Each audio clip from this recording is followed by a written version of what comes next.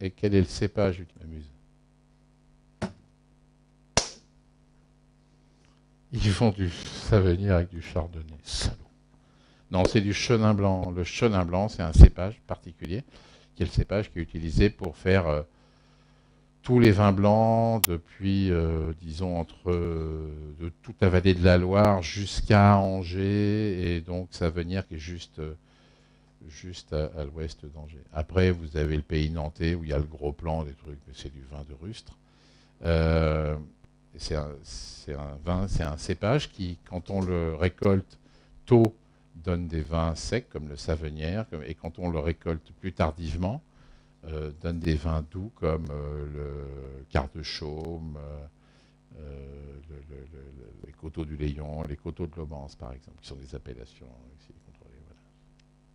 Je vous remercie.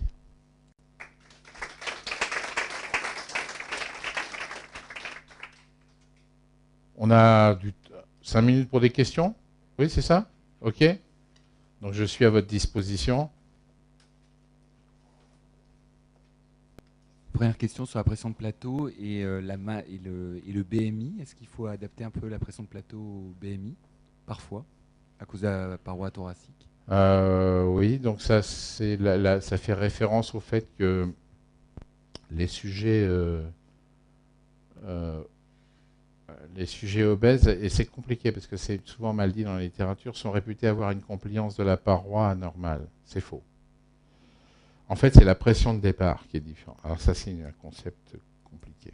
Euh, les patients qui ont une on va prendre des situations caricaturales. Les patients qui ont une hypertension intra-abdominale, par exemple péritonite,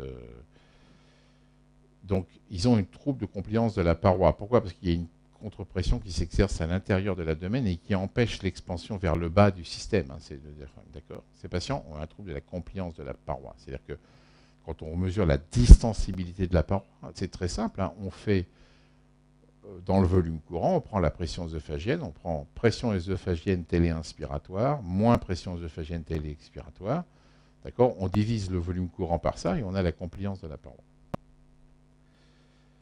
Les patients qui ont une hypertension intra-abdominale, ils ont une baisse de la compliance de la paroi qui va interférer avec la ventilation.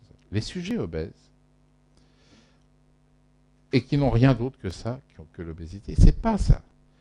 Ils ont des pressions de départ hautes, c'est-à-dire que la pression œsophagienne téléexpiratoire mesurée est anormalement haute, retentissement de l'obésité. Et donc, on part de plus haut, mais la compliance, alors le delta lors du volume courant, souvent il est normal. Souvent il est normal. Alors, il y a peut-être des bémols chez les très très très grands obèses. Au passage, dans l'étude de Daniel Talmor, c'est monstrueux. Hein, je sais pas, le BMI moyen de départ, je ne connais rien, mais c'est énorme. Hein, c'est des patients très très grands obèses. Donc c'est possible, mais en règle générale, ce n'est pas le cas. Par contre, la pression de départ est plus élevée. Donc, du coup, la pression de plateau, c'est ça qu'il faut comprendre. Du coup, elle impacte sur la pression de plateau. C'est la pression de départ pour la paroi, elle impacte sur tout le reste. Et donc, il est vrai que de temps en temps, chez des sujets obèses, il est probablement non dangereux d'atteindre des pressions de plateau de l'ordre de 32-33 cm d'eau. Très probablement. Le problème, c'est qu'en fait, c'est pas très facile parce que je dis les sujets obèses, c'est très variable d'un patient à l'autre, à prédire cliniquement. C'est pas très facile, ça. Alors, à part les situations absolument caricaturales d'hypertension intra-abdominale, mais les sujets obèses, parce que dans les sujets obèses, il y a des gens qui ont des compliances de paroi qui sont quasi normales. Et des pressions de départ pas très hautes, en fait. Alors, au passage, ça va dépendre beaucoup de la position, en plus. Ah oui, la position dans le lit, bah vous allez... Mais allez voir... Vous savez, pour vous convaincre de ça, il faut aller faire toute cette physiologie. Et c'est mon message important. Ce n'est pas un truc suspendu dans l'air. Allez dans vos services. Vous regardez les malades. Souvent, ils ont maintenant des lits électriques là. Souvent, ils sont demi-assis, non? Enfin, vous les posez, non sur... Ok. Ben, regardez juste pour tester. Vous allongez. J'ai les patients en phase, il y a toujours un motif, un changement. Vous regardez sans rien faire. Et vous regardez la pression de plateau. Vous allez voir les fluctuations. C'est pas inhabituel d'avoir 2-3 cm d'eau de fluctuation, rien qu'avec la position. Quand vous asseyez trop les gens, notamment les gens qui ont un abdomen un peu distendu, quand vous les asseyez trop dans le lit, enfin trop, vous voyez, il y a le ventre appuie sur les cuisses et appuie, vous voyez la pression de plateau augmenter. C'est extrêmement sensible à tout ça.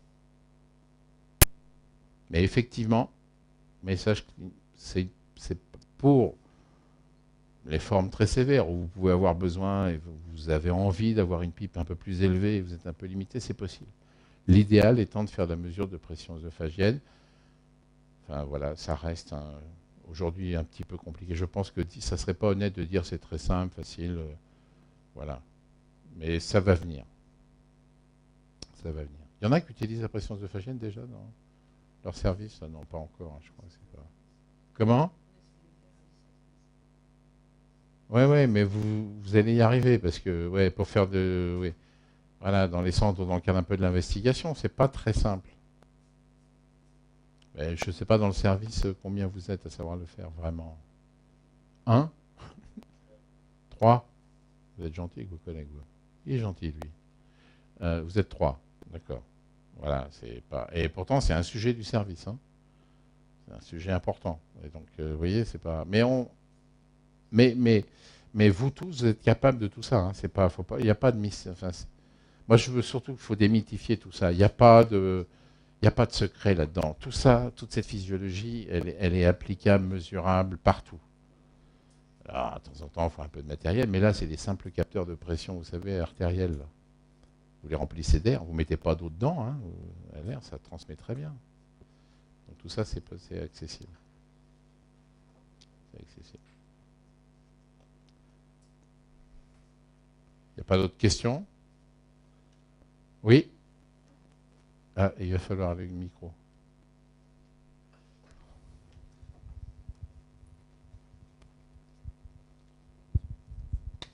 C'est juste sur la mise en pratique de l'AVNI, selon mes supérieurs, parfois on m'impose absolument que l'aide inspiratoire soit supérieure à la PEP et d'autres fois non. Est-ce que c'est vraiment indispensable d'avoir... Supérieure à la PEP.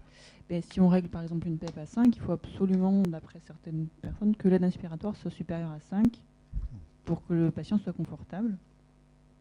Ah non, alors... Il n'y a pas de, non, enfin, il n'y a pas de lien entre les deux. D'abord, ce qu'on règle sur, je pense maintenant, tous les respirateurs, quand on règle, ce qu'on règle, c'est la pression expiratoire, la PEP, et la pression d'aide, c'est-à-dire le delta P. C'est-à-dire que quand vous réglez 5 de PEP et 8 d'aide, la pression inspiratoire, elle va être à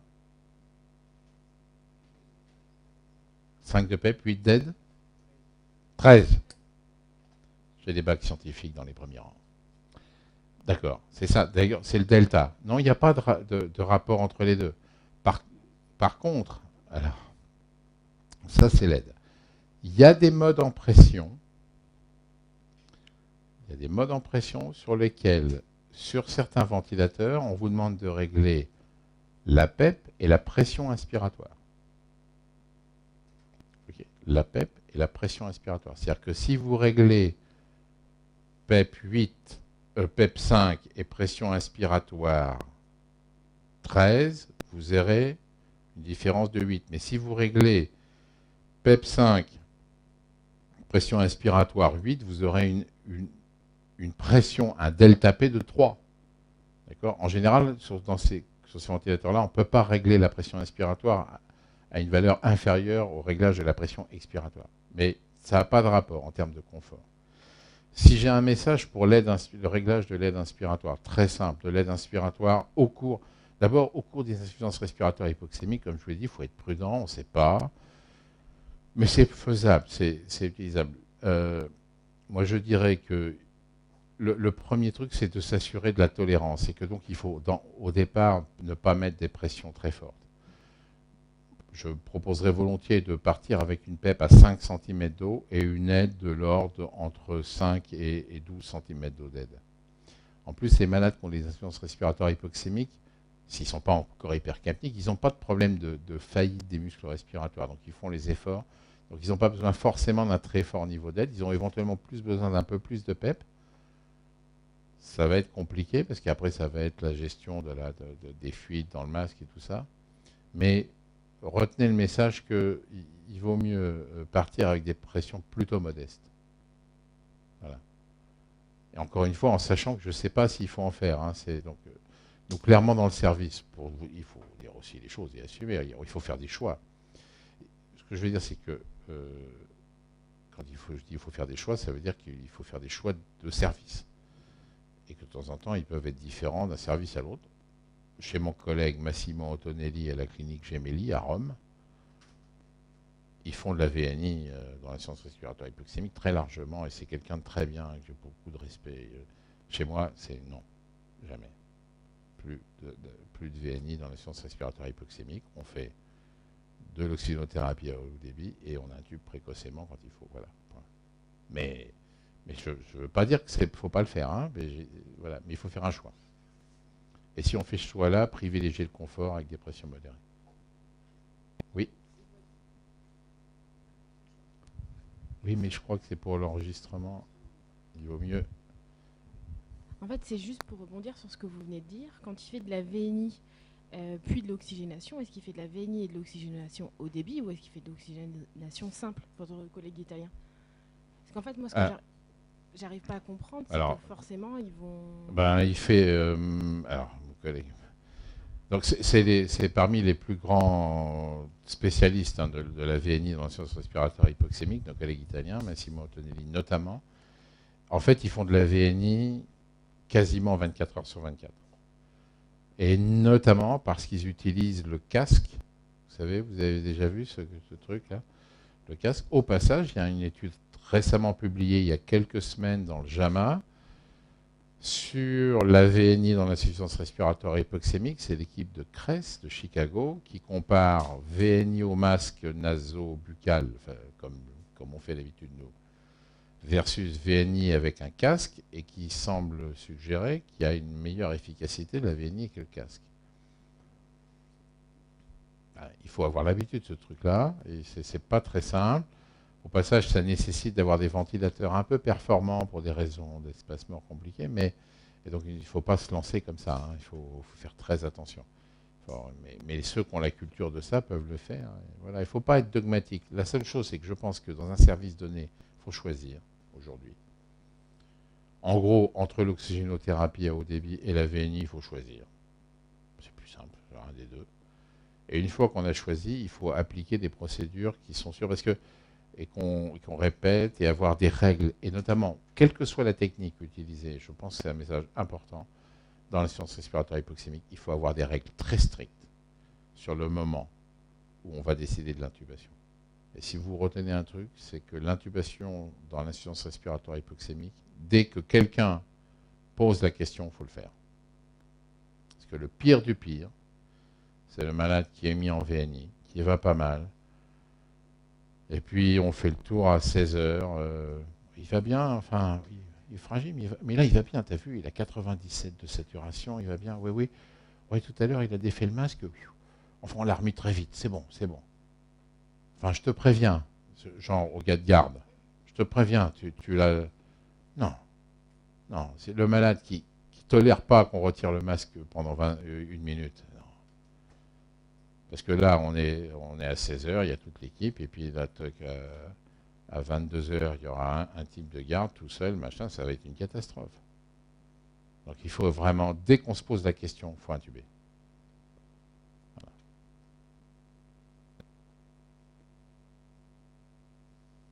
C'est bon? Oui. Oui, une autre question. Pour revenir un peu sur le NO, du coup, on l'oublie complètement ou il y a quand même un petit intérêt par rapport à l'étude qu'on voyait là Parce que dans pratique, dans les services, on voit quand même le NO qui circule. Oui, bien sûr, c'est pour ça, ouais, vous avez raison. Je dirais, d'abord, ça reste au plan physiologique, un truc absolument merveilleux, et absolument étonnant, hein, ces effets.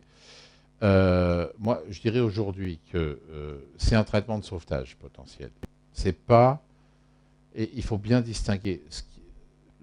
Les études sur l'aiguille centrale ont montré que ça améliorait le devenir des malades. C'est plus... L'aiguille centrale, ce n'est plus, ça ne doit plus être considéré comme un traitement de sauvetage.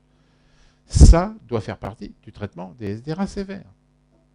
Ne pas mettre en décubitus ventral un patient qui a un SDRA sévère, c'est un rapport PO2 sur FO2 inférieur à 100. Ne pas choisir délibérément de ne pas le mettre sur le ventre, alors qu'il n'a pas de contre-indication, il y en a très peu, mais bon, ok. C'est strictement non conforme aux données de la science. J'y peux rien, c'est non conforme. Bon, alors, c'est pas la première fois qu'on fait des trucs non conformes. Ça, c'est une chose. Après, on peut vous dire, alors il y a une réponse avec le NO inhalé, c'est non, il n'y a pas de preuve, donc on ne le fait pas. Au passage, c'est une réponse qui est volontiers adoptée dans d'autres pays, notamment en Amérique du Nord, parce que le NO coûte beaucoup plus cher en Amérique du Nord. Mais beaucoup, beaucoup plus cher. Pour l'essentiel, parce qu'on paye un brevet, enfin, ouais, il y a des trucs compliqués qui n'est pas reconnu en France. C'est beaucoup plus cher. Donc, par exemple, dans les hôpitaux canadiens, y compris universitaires, ce n'est pas autorisé pour le SDRA. Bien sûr, c'est autorisé pour la chirurgie cardiaque, infantile, tout ça. Chez nous, c'est disponible. Moi, je dirais que, enfin, quelqu'un qui dirait, d'abord, qui commencerait à faire du NO en ne mettant pas les malades sur le ventre, là ça va pas. Là, vraiment, enfin, ça va pas. Genre, je ne vais pas lui en vouloir, mais je veux dire, attends, il y a un truc, là, c'est une attitude pas fondée. Par contre, quelqu'un qui dirait, ben voilà, j'ai un malade qui est sur le ventre, qui reste très sévère. Alors je passe sur les malades qui ont des dysfonctions ventriculaires droites majeures, où ça peut aider, où là, c'est des indications. Mais il est très hypoxémique, j'hésite, voilà, on est en train d'hésiter à appeler notre centre de référence d'ECMO, ou je ne sais pas quoi. Mais je ne lui mets pas de NO inhalé parce que je ne suis pas un imbécile, je sais qu'il n'y a pas d'effet démontré, là, on se fout de la gueule, là. Mais d'ailleurs, les gens ne sont pas aussi bêtes, ils le font. D'accord. Là, pour le coup, c'est un traitement de sauvetage. Ça relève du sauvetage. Voilà, c'est ça ma conviction. Mais dire on ne le fait pas, enfin, d'abord, c'est faux. Je ne vois pas pourquoi on ment. Mais tout le monde ment. Mais là, en l'occurrence, pourquoi les gens mentent? Les gens ils disent ouais, voilà. Dans les congrès, tout le monde, est-ce que dans le SDRA sévère, il faut faire de la pipe élevée? Ouais, pipe élevée, pipe élevée. Ok, on fait l'étude lung safe. La pipe, elle est à 10. Hein. Donc, okay. D'ailleurs, elle est au même niveau dans toutes les formes de SDRA. Après, sur l'équilibre central, bien sûr, tout le monde l'équilibre central. On regarde combien? 12%. Il n'y a pas de raison. Donc, il y a un moment, il faut s'accaparer. Mais encore, nous, on est habitués, parce que je ne sais pas, dans votre service, vous faites du l'équilibre central? Parce que quand vous faites un topo sur SDRA au Canada, ce qui m'arrive 2 fois par an, et que vous expliquez qu'on peut mettre les malades sur le ventre, et que c'est très bien et qu'ils vont mieux, mais c'est incroyable. Là, vous êtes pris pour un charlatan, pour un truc. Et donc, du coup, maintenant, j'ai compris, j'ai même des vidéos. Je montre, il y a un film. Regardez, regardez la saturation, c'est incroyable. C'est pour eux, ah oui, c'est... Donc, il y a du boulot. Donc, voilà. Mais donc, voilà, NO, moi, je pense encore aujourd'hui, oui, mais traitement de sauvetage. Alors, vous savez qu'un des bémols, c'est comment l'arrêter. Parce qu'autant c'est inconstamment efficace quand on le met, autant l'arrêt est très couramment très mal toléré pour des raisons. Vous savez qu'il y a une down regulation, enfin il y a une diminution de la synthèse endogène de NO qui fait, enfin bon, c'est un peu compliqué. Il faut être un peu prudent. Oui. Oui.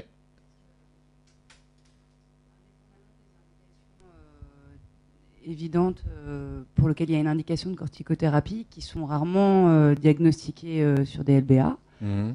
Voilà. Nous, on a quand même tendance à faire des corticoïdes et vous semblez dire qu'il ne faut pas en faire. Donc, vous, en pratique, vous faites quoi dans votre service? Je n'ai pas dit ça. J'ai pas dit ça. Je dis que les gens disent qu'ils n'en font pas et dans la vérité, ils en font. Mais c'est pour ça, en fait, vous en faites? Moi, d'abord, je ne soigne plus au quotidien tous les malades. J'ai des adjoints qui, comme ils sont bien élevés, pour les SDRA particulièrement, ils viennent me voir, ils me demandent mon avis. Et c'est tout. Mais en plus, je ne peux pas mentir, là, vous voyez, mais le problème, c'est que j'ai un de mes chefs. Et donc, en général, ils viennent me demander pour les corticoïdes. Ils viennent m'en parler. Peut-être qu'il va me contredire, vous avez le droit, mais ça va se régler après. En général, je ne m'y oppose pas. Je ne suis ni pour ni contre. Bien au contraire. Je n'ai pas d'opinion. J'ai pas d'opinion. Je pense que ce n'est pas très grave. Aujourd'hui, je ne sais pas. Et quand je ne sais pas, je dis ben, je ne sais pas, vous avez envie. Je les vois venir. Parce que, en général, ils viennent dans mon bureau et ils me racontent l'histoire et je les sens venir à 20 km. Oui, monsieur machin, là, bon, on est quand même à J6. Ok, déjà, on est à J6. Il a toujours un rapport, une PO2, machin. Ok. Et puis après, ils me font un truc. Et on a fait les prélèvements, et c'est négatif, et tout. La question, je la devine depuis 10 minutes. Ok. Et donc, alors, eh ben, on voulait vous demander. Écoutez, vous faites ce que vous voulez. Donc, on en fait. Simplement, enfin, ils en font. Ma suggestion est vraiment simple, c'est à partir du moment où on décide de faire des corticoïdes dans le SDRA sévère persistant, là, il faut se mettre dans les conditions d'être capable d'évaluer l'effet. Je trouve que c'est de regarder. Mesurons la compliance, c'est les données que je vous ai montrées là. La compliance, le rapport PO2 sur FiO2, mesuré dans des conditions données qu'on ne va pas faire. Parce que le rapport PO2 sur FiO2, c'est un truc très compliqué. Ça dépend. Alors ça dépend de la PEP, ça, tout le monde le sait. La PO2, voilà, ça dépend de la PEP. Ça dépend aussi de la ventilation alvéolaire, donc du volume courant. Mais ça dépend de l'hémodynamique à cause de la relation Shan-débit, de plein de trucs. Mais ça dépend aussi de la FiO2. La relation entre PE, d'accord, c'est pas linéaire, hein, PO2 sur FiO2. Donc c'est lié à la courbe de dissociation de l'hémoglobine. Bon, donc c'est compliqué. Et donc, moi, je dis simplement, si vous le faites, mettez-vous dans les conditions de voir l'effet. Parce que l'effet, il est visible. Hein, vous avez vu l'effet physiologique, la compliance qui s'améliore, le PO2, et ça vous donne un argument de poids pour continuer, voilà, regardez, j'ai gagné tant de points de compliance, tant de points d'oxygénation. Alors, oui, alors le bémol, c'est que, en tout cas, à la phase aiguë, donc la question, c'est, dans tous les SDRA en général, je mets un bémol très important sur la corticothérapie à la phase précoce pour les SDRA compliquant la grippe. Parce qu'on a publié, alors là, pour le coup, je suis conforme à ce qu'on a écrit, on l'a publié alors c'est des données, des analyses avec des scores de propension qui suggèrent un effet délétère et une surmortalité, donc pas dans les infections grippales. Dans les autres indications, c'est pas de discussion. Pas dans les infections grippales. Il va y avoir un grand essai français piloté par Pierre-François Dequin de Tours, un grand PHRC sur cette question. C'est dans les pneumonies graves, mais enfin, dedans, il y aura 2 tiers de SDRA. Oui. Bonjour. Moi, j'ai 2 questions. La première, c'est sur la désescalade thérapeutique. On dit qu'il est recommandé de garder les malades curarisés pas plus de 48 heures. Et du coup, ma question, c'est pour les malades qui sont en cours d'amélioration, mais qui ont encore des PEP très élevés, vous commencez d'abord par diminuer la PEP ou par décurariser? Voilà. Alors, sans aucune discussion, par arrêter le curare, aucun problème. On peut très bien ventiler des malades à 20 PEP avec, même conscient d'ailleurs, même désédaté. Okay. Non, c'est pas un problème. Donc alors, arrêter le curare. Nous, on fait plutôt 24 heures. Hein. On arrête à 24 heures. Quand on arrête le curare à 24 heures, il y a un certain nombre de malades, on est obligé de le reprendre immédiatement. Hein. Ah oui. Et puis, oui, parce que ça ne va pas, on ne peut pas s'en passer. Donc, mais simplement, le problème, pour savoir si on peut se passer de curare, il faut arrêter le curare. Oui, il faut faire le test. Donc, mais par tranche de 24 heures. Et assez tôt. Et ma deuxième question, on a abordé pas mal de traitements de sauvetage, notamment le NO, la manœuvre de recrutement. Et dans certaines études, ils proposent encore comme manœuvre de sauvetage le Vectarion. Je ne sais pas si vous avez une position par rapport à ça. Oui, alors c'est utilisé en France. Oui, le Vectarion, hein, c'est donc l'almitrine, c'est un médicament assez incroyable. qui a été retiré du marché, un Péros, hein, je crois qu'il n'existe plus, encore injectable, il doit être encore disponible, je crois. C'est un médicament qui, en gros, renforce la vasoconstriction hypoxémique, pour le faire très vite. D'abord, alors, premier bémol, c'est effectivement, il y a des effets additifs avec le NO, hein. Ça c'est documenté. Nous, on ne l'utilise plus jamais. Mais pourquoi pas, la seule bémol que je dirais, c'est là pour le coup, compte tenu du fait que c'est un médicament qui augmente les résistances vasculaires pulmonaires et donc la post-charge du ventricule droit, je pense qu'il n'est pas raisonnable de l'utiliser seul. C'est-à-dire en association avec le NO. Voilà, ça me paraît... il faut faire au moins 5 ou 10 ppm de NO. Voilà, il y a encore des gens qui l'utilisent un peu, de moins en moins hein, quand même. Hein. Et les posologies ont été revues aussi à la baisse. Hein. C'est un peu compliqué, vous savez que ça... Voilà, c'était purement de la physiologie. Et je crois que ce n'est plus guère disponible que chez nous. Hein. Je ne suis pas sûr. Au départ, le premier papier, c'est des Espagnols. Mais l'almitrine injectable, mais pourquoi pas. Ok? Oui. La chirurgie cardiaque, non. Non. Le sternum? Oui, le sternotomie. Non, c'est pas. Il y a des petits. Enfin, ça dépend de l'expérience de votre centre. Le drainage thoracique n'est pas une contre-indication, d'accord? Le fait d'avoir un drain thoracique ou deux drains thoraciques, c'est ok. C'est pas une contre-indication. Il faut faire attention. Vous voyez, enfin, pour un centre qui est moins expérimenté, je pense que chaque fois qu'il y a beaucoup de... Par exemple, nous, on met des malades en ECMO sur le ventre. Ok, on peut le faire. On a l'habitude de ça. Je ne vais pas commencer comme ça, quoi. C'est la meilleure technique pour avoir un ennui. Donc, il faut... mais non, en soi, la chirurgie cardiaque, non.